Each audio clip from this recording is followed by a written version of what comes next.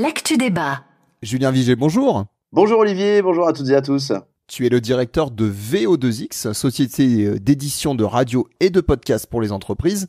Alors, on va faire ensemble le tour de l'actu radio, comme chaque mois. Et tout d'abord, une grosse actu chez la première radio de France, France Inter, qui a enfin trouvé sa nouvelle directrice. Il s'agit de Adèle Van Driet, animatrice des Chemins de la Philosophie de France Culture. Alors ça a été une grosse surprise, tant sur la personne qui a été trouvée, que sur le fait de trouver une directrice tout court, car la presse avait fait beaucoup écho il y a quelques mois de la chasse en cours pour trouver le ou la remplaçante de Laurence Bloch, avant son départ à la retraite, prévu dans quelques mois. Alors, on avait évoqué Marc-Olivier Fogiel dans la liste, notamment, qui avait décliné. Ces bruits de presse avaient beaucoup agacé la direction de Radio France et on pensait que la succession de Laurence Bloch était reportée à plus tard. Et finalement, donc, on a cette nouvelle qui est arrivée. Ouais, niveau surprise, c'est une surprise parce qu'elle est inconnue en fait du grand public. Adèle Van Driet, c'est vrai qu'il faut écouter France Culture pour la connaître. Alors, c'est plutôt une bonne surprise, une femme comme Laurence Bloch, plutôt jeune, ça fait des avantages. Elle part là aussi avec un avantage puisque Laurence Bloch restera en poste pendant tout l'été pour travailler donc conjointement avec elle sur la grille de rentrée. De toute façon, c'est comme ça qu'ils ont communiqué, hein, faire une grille de rentrée à quatre mains, comme on dit, transition tout en douceur, donc pour sécuriser la prochaine rentrée. Je rappelle que France Inter est première radio de France, donc c'est quand même délicat de tout changer. Et surtout, voilà, transition en douceur pour mettre cette nouvelle directrice sur de bons rails. Effectivement, ça a mis un certain temps pour France Inter pour gagner la première place. Effectivement, il faut plutôt consolider les acquis et Adèle aura donc bien besoin de l'aide de Laurence pour installer cette grille. Mais comme une bonne nouvelle ne vient jamais seule, on a aussi appris, alors je sais pas si c'est une bonne nouvelle, oui, c'est ce que j'allais dire. Mauvaise nouvelle. On a appris que Léa Salamé allait peut-être être sur le départ à la fin de la saison. Écoute, je sais pas, c'est un lapsus révélateur peut-être pour toi, du moins une bonne nouvelle, peut-être que tu en as assez d'entendre Léa Salamé, ça peut se comprendre, parce que elle s'interroge, ça fait 7 ans quand même de matinale, 7 ans c'est long, elle souhaite avoir plus de temps pour sa vie de famille. Alors c'est une sacrée info, pour l'instant on le répète, à prendre avec des pincettes. Salamé Domoran, c'est une réussite en audience, Léa Salamé c'est un visage incontournable de l'interview politique. Il y a le ton, il y a la pugnacité, il y a l'image de femme qui compte dans les médias. C'est donc, pour moi, à mon avis, une sacrée perte quand même pour la première radio de France. Léa Salamé, c'est par exemple Nicolas Hulot qui démissionne en direct du gouvernement, puis celle qui s'affiche aussi en grand sur la communication de France Inter. Je sais pas ce que t'en penses, Olivier, mais du côté de la direction des programmes, de la nouvelle direction des programmes, justement, on vient d'en parler, on doit se poser beaucoup de questions autour du remplacement de Léa Salamé. Eh oui, et c'est certain que si Léa Salamé prenait cette décision, ce serait le premier gros challenge pour Adèle Van Driet. Julien, tu penses que qui pourrait reprendre sa place justement ? Alors, Léa Salamé n'ayant pas encore pris sa décision, il n'y a que des rumeurs pour l'instant. Est-ce qu'on se dirigerait vers un recrutement féminin pour maintenir cette parité qui, du coup, marche bien, c'est vrai, avec Nicolas Demorand qui, lui, a priori ne bouge pas, donc moi je pensais peut-être à Laetitia Krupa de France Info, pas beaucoup de notoriété, mais c'est elle qui est aux informés notamment. Nathalie Saint-Cric est aussi beaucoup aux informés de France Info, elle qui vient de France 2, et du coup il y a un peu le même pédigré que Léa Salamé. Chez les hommes, je pense que le coup de com' pourrait venir de Léopold Audebert, qui était sur France 2 et qui est maintenant l'un des visages phares de BFM. Il a suivi la campagne de Zemmour, on l'a vu en Ukraine récemment. Il intervient dans le podcast de Philippe Corbet, Le Service Politique. Pour moi, c'est la relève du journalisme politique. Alors, il vient du privé, c'est un homme, il est jeune. C'est pas évident. T'as une idée, toi ? Parce que vraiment, là, pour le coup, quand Léa Salamé est arrivée, c'était vraiment un gros transfert. Et là, j'ai vraiment zéro visibilité, quoi. Non, aucune idée. J'avoue que c'est vrai que sur les rentrées, on parle beaucoup de transferts, etc. Et on voit quand même beaucoup de transferts. Et même pour Léa Salamé, on peut s'interroger si elle terminait sa matinale sur France Inter, est-ce qu'elle n'irait pas sur une autre généraliste ? Alors peut-être en hebdomadaire ou peut-être plutôt l'après-midi pour effectivement pouvoir avoir encore ces matins pour la famille. Après, on avait évoqué RTL, peut-être. Je la vois mal quand même aller sur RTL. Ça va devenir quand même le groupe M6, M6 TF1. Elle est sur France 2. Elle risque de remplacer Laurent Ruquier sur France 2. Tout ça est un peu contradictoire. En tout cas, remplaçante ou remplaçant, ou peut-être rien, hein, ça se trouve c'est Nicolas Demorand qui va se charger de toute l'interview politique. On parle quand même de 2 millions d'auditeurs. Première interview de France en audience, le créneau de Léa Salamé. C'est pas rien. Alors, on est toujours dans ce contexte un peu de guerre en Ukraine et on a vu pas mal d'articles sur le retour un peu des grandes ondes, moyennes ondes, petites ondes, parce qu'elles permettent de pouvoir émettre d'un autre pays. Ouais. Alors en même temps, en France, on a totalement arrêté les grandes ondes, à part RTL. Les gens s'interrogent, est-ce que ça a encore du sens? Combien de personnes ont encore des postes chez eux pour écouter ces vieilles ondes à la qualité sonore parfois très mauvaise. Qu'est-ce que t'en penses, toi? Tu penses qu'il y a un revival de la modulation d'amplitude, comme on dit? Tu penses que ça va revenir? Écoute, honnêtement, non. Enfin, pour une raison simple et heureuse pour nous, c'est que on ne connaît pas cette tragédie qu'est la guerre. Donc, je vois pas où serait l'avantage pour nous ou l'utilité pour nous. Écoute, malheureusement, non, je vois pas de revival comme a pu être la platine vinyle pendant un moment. Ça me semble dépassé. Mais pour que la radio reste ce média de masse universel et toujours avoir des audiences qui frôlent avec les 75-80% de la population, est-ce qu'il n'y a pas justement, ça ne fait pas s'interroger à nouveau sur une diffusion hertzienne de manière un peu universelle et sur des très grandes étendues? Écoute, moi je vois qu'on a déjà du mal à se positionner sur le DAB, sur le numérique, sur les nouvelles manières d'écouter la radio. La confusion qui est faite entre le podcast qui vient du replay, le podcast natif, etc., etc. Alors l'AFM classique, c'est-à-dire cette fréquence assez courte en réalité, encore de grandes années devant elle, vraiment. C'est mon sentiment. Voilà. D'accord. Alors Julien, autre sujet dont tu voulais parler cette semaine, hein, et sans transition, tu voulais nous parler un peu de la présence des youtubeurs en radio. Ouais, il y a un lien qui se tisse entre radio et youtubeurs. Il y a un truc qui, moi, me trotte dans la tête depuis pas mal de temps, hein. C'est vrai qu'on en discute comme ça en off souvent, entre passionnés de radio. C'est le sempiternel renouvellement des animateurs radio. Au-delà de ça, un peu des concepts, quoi. Je me dis souvent que la bonne pioche pourrait peut-être venir de YouTube. C'est pas simple. On a vu avec Domingo sur Énergie, c'était le dimanche soir. L'expérience a tourné court car en fait Domingo était très à l'aise, il y avait pas de souci. L'émission était qualitative, mais bon, il préfère être libre sur YouTube plutôt que d'avoir des contraintes d'horloge, de playlist, de pub. Bon, on sent quand même que Énergie veut y aller. Émission avec Squeezie, c'était quelques mois de ça quand il a sorti son album. Squeezie qui est en playlist aussi, hein, puisque sa chanson avec Chrono Music dernière là, voilà, c'est lui. Il y a aussi McFly et Carlito qui sont souvent invités sur Énergie.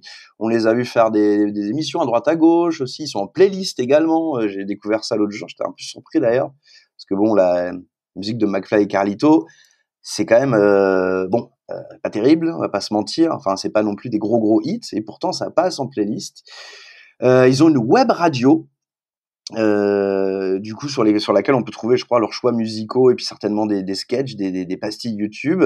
La web radio est à leur nom, hein. La Lettre Pro a communiqué là-dessus récemment. C'est comme ça que j'ai découvert tout ça et ça montre que les radios regardent l'énorme audience de YouTube et se demandent quoi en faire. Alors, tu vois, moi je regarde des youtubeurs, vraiment ça me plaît bien YouTube, et je trouve qu'ils maîtrisent bien l'entertainment, et ils font des lancements, les gars ont l'habitude, quoi, je veux dire, ils ont une communauté également qui est très forte, ils savent être partout à la fois, sur Twitch notamment. En plus, pour la petite anecdote, c'est vrai que sur YouTube, ils ont tous des perches et des micros de radio dans leur setup. À chaque fois, ça me fait assez marrer quand même de voir des chours qui se baladent à droite à gauche. Et je me dis que ça va peut-être venir, qu'il y aura peut-être des nouvelles émissions. Et je pense pas forcément à des émissions du soir, hein, parce que de toute façon, les gamins, ils écoutent pas la radio le soir. Non, je pense plutôt à des mornings.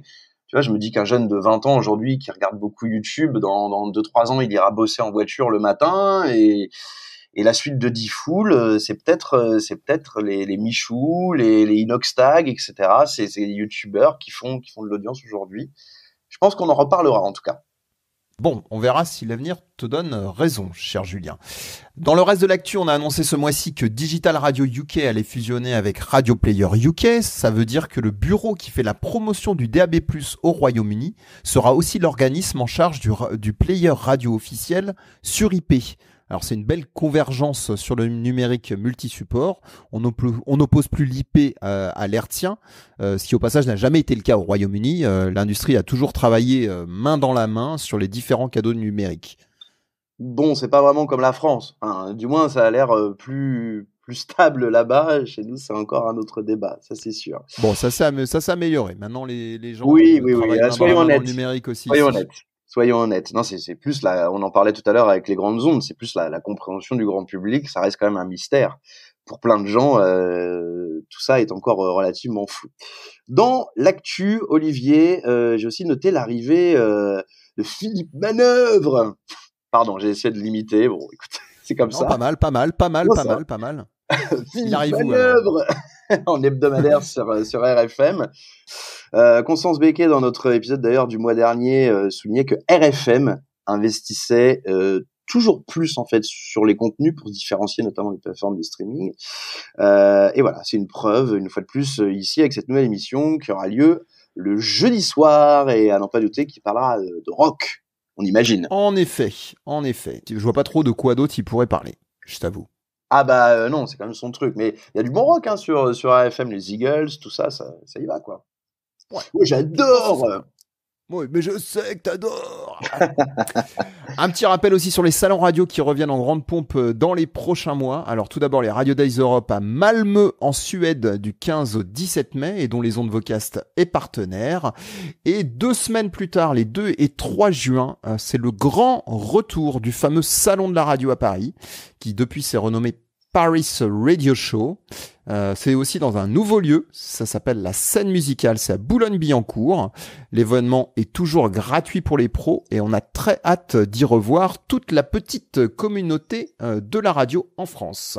À mon avis, rien que pour découvrir la Scène Musicale à Boulogne-Billancourt, c'est là qu'il y a eu les Victoires de la musique notamment, et c'est une toute nouvelle scène, toute nouvelle salle de spectacle magnifique. Ça doit valoir le coup d'aller au Paris Radio Show. Alors le mois dernier, il y a aussi quelques lancements sur le DAB+ en région, notamment à Annecy.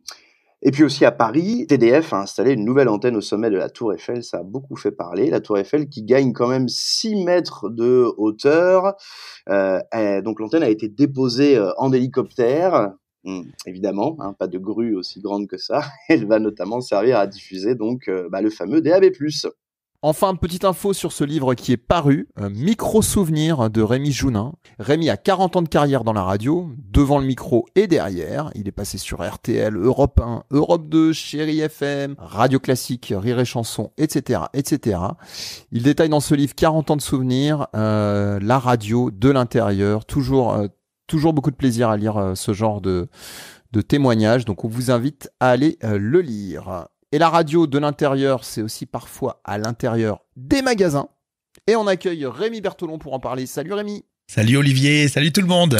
Alors Rémi, tu es animateur, podcasteur et voice tracker, notamment du programme Rémi et Jam.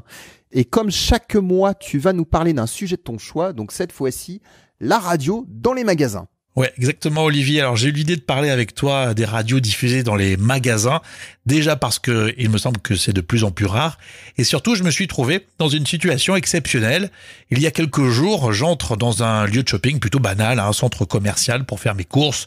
Jusque-là, bon, ça, je vous passionne pas tellement. Hein. Alors je précise même que c'était un centre commercial qui s'appelait Leclerc. Voilà, vous connaissez.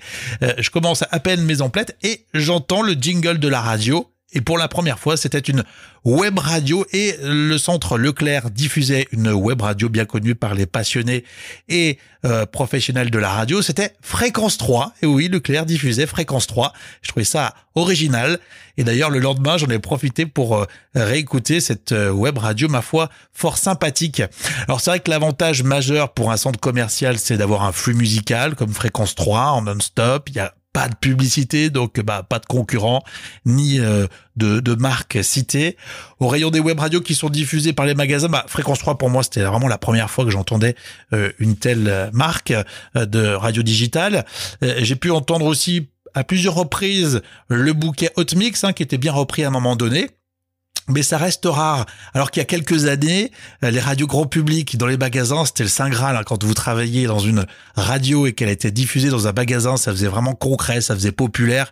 Alors, en plus, à l'époque, il n'y avait pas les réseaux sociaux. Donc, c'était vraiment le gage d'une radio qui était suivie.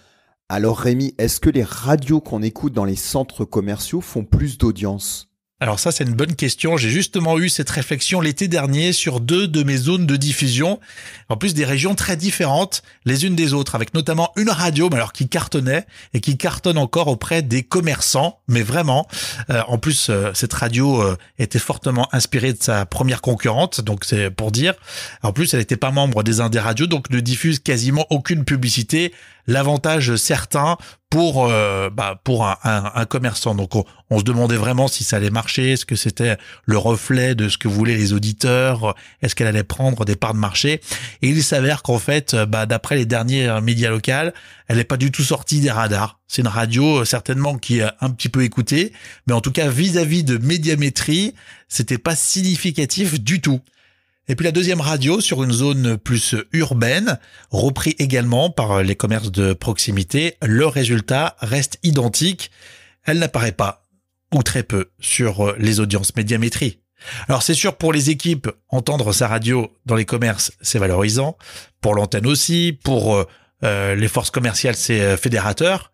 Mais ça n'a pas de résultat direct sur les audiences a priori, ou en tout cas sur les 2 cas de figure que je viens de citer.